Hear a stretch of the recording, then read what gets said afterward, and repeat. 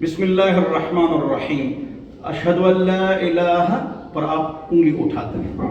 اس میں ایک اس چیز کا خیال رکھیں کہ شروع تا آخر آپ نے اس طرح کرنا ہے، دو گول دائرہ بنانا ہے، دو انگلیوں سے، چھوٹی اور ساتھ والی، اور اس سے بھی آپ نے گول دائرہ بنانا ہے، اور انگلی کو نیچے رکھنا نہیں ہے، نیچے آپ نے رکھنا نہیں ہے، انگلی کو رکھنا نہیں ہے، اور شروع تا آخر آپ نے اس طرح کرنا ہے، اور آپ نے لا یجاوزو کے الفاظ ہے، انگلی کو دیکھنا ہے۔ اس میں یحرکو لا یحرکو، حضور حرکت دیتے تھے نہیں دیتے تھے صلی اللہ علیہ وسلم، دو روایتیں ہیں، یہ شاذ ہے۔ یشیرو جو ہے وہ صحیح ہے، اس پر تفصیلی گفتگو میں نے کتاب لکھی ہے اس پر۔ بہرحال تو آپ نے اشارہ کرنا ہے، اور پھر نیچے رکھنا نہیں ہے، رکھنا نہیں ہے۔ ملا علی قاری رحمۃ اللہ علیہ نے اس پر باقاعدہ محدث کبیر نے کتاب لکھی ہے، اور رفع السبابہ، اور یہی باتیں کی ہیں۔ اگلی بات یہ ہے کہ جنازے میں ہم سورہ فاتحہ نہیں پڑھتے ہیں، جنازے میں سورہ فاتحہ پڑھنا چاہیے، بطور قرات کے نہیں، بطور دعا کے، اس لیے کہ بطور قرات کے اس میں تلاوت ممنوع ہے، روایت موجود ہے، اور اس میں اس لیے رکوع سجدہ نہیں، یہ دعا ہے، بطور دعا کے آپ پڑھ سکتے ہیں۔ اور یہ جو اس میں سورہ فاتحہ کا پڑھنا یہ کیا ہے، یہ سنت ہے، مستحب ہے، جائز ہے، اور فرض واجب نہیں ہے۔ نماز پر قیاس کر قیاس مع الفارق ہے، وہ سجدہ رکوع والی نماز ہے، یہ بغیر سجدہ و رکوع والی نماز ہے۔ اس کی اپنی روایت موجود ہے، ابن عباس نے سورہ فاتحہ پڑھی لتعلموا انہا سنہ او کما قال، تاکہ تمہیں پتہ لگ جائے کہ یہ سنت ہے، فرض واجب نہیں ہے۔ اور ہماری فقہی کتابوں میں بھی ہے، شرمبلالی محدث فقیہ حنفی، اس نے لکھا ہے، ما لا بد منہ، پہلے درجے کی کتاب ہے، تو اس پہ بھی جو میں نے آپ دیکھ لیں، میں نے دیکھا ہے، تو اس میں بھی حاشیے میں لکھا ہے، تو آپ پڑھیں۔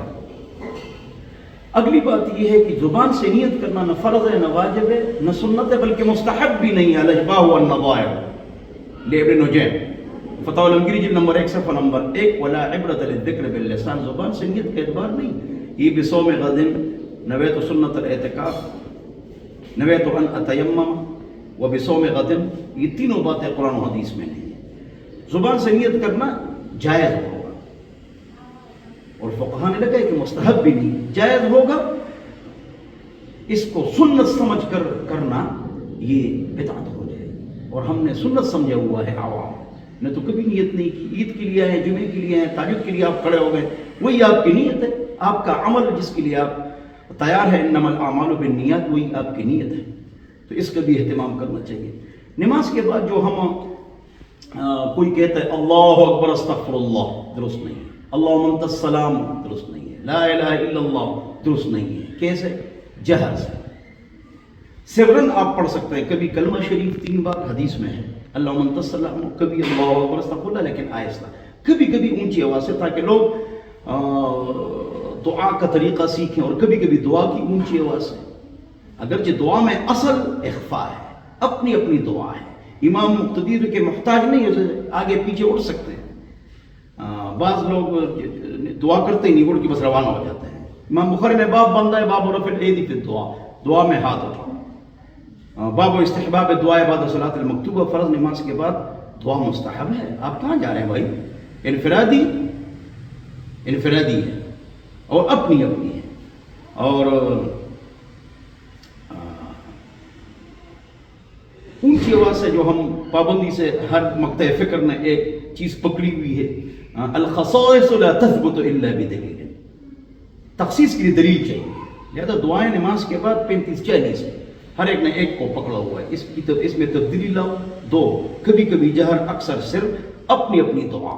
ای دعا اسمع، کون سی دعا زیادہ سنی جاتی ہے؟ ابو داؤد، فرض نماز کے بعد دعا زیادہ سنی جاتی ہے، تو آپ تو چلے گئے، دعا کرو۔ بہرحال دعا، زبان سے نیت، جنازہ میں سورہ فاتحہ، یہ میں نے آپ کو بتا دیا ہے۔ تو اللہ تعالی ہم سب کو قرآن و سنت پر عمل کرنے کی توفیق نصیب فرمائے، اور سمجھ عطا فرمائے۔ اچانک ایک بات یاد آ گئی، ایک آدمی ہے، جو بھی ہے، میں اس کا کبھی نہ نام لیا ہے نہ لیتا ہوں، ٹھیک ہے نا، تو اس نے کہا کہ میرے 2 آدمی مفتی صاحب کے پاس چلے گئے اور انہوں نے پوچھا کہ جنازہ میں سورہ فاتحہ ہے، انہوں نے کہا کہ نہیں ہے، اور مفتی صاحب سے بحث کی تو لاجواب ہو گئے، میرے اسٹوڈنٹ چلے گئے۔ ارے انٹرنیشنل بیوقوف، 25 سال پہلے میں نے کتاب لکھی ہے، چھپی ہے کہ جنازے میں سورہ فاتحہ پڑھو، اور میں کہتا ہوں پڑھا کرو۔ بس یہ ڈرامے بناتے ہیں اپنی شہرت کے لیے اور اپنے چینل کو چلانے کے لیے۔ اللہ ہم سب کو سمجھ عطا فرمائے۔ پوری زندگی حضرت امیر معاویہ رضی اللہ عنہ جو صحابہ کا تھرمامیٹر ہے، جو امیر معاویہ سے ان کی قدر کرے گا تو ابو بکر عمر عثمان عائشہ کی قدر کرے گا رضی اللہ عنہ۔ تو اس پر جنہوں نے بڑے اعتراضات اور بڑی تقریریں کی، وہ میں نے ساری جمع کی۔ یہ آپ نے جھوٹ بولا ہے، یہ موضوع روایت ہے، یہ ضعیف ہے، یہ استدلال غلط ہے۔ کتاب چھپ گئی، پہنچ گئی لاجواب۔ اس دن میں نے ایک چھوٹا سا کلپ دیکھا، میرا ایک چھوٹا سا کلپ اس نے ذکر کیا تھا، تو بہرحال میں نے اس لیے بات کی۔ اللہ ہم سب کو سمجھ عطا فرمائے، عقل عطا فرمائے، دین پر چلنے کی توفیق نصیب فرمائے اور امت کو جوڑنے کی توفیق نصیب فرمائے۔ ٹھیک ہے نا جی؟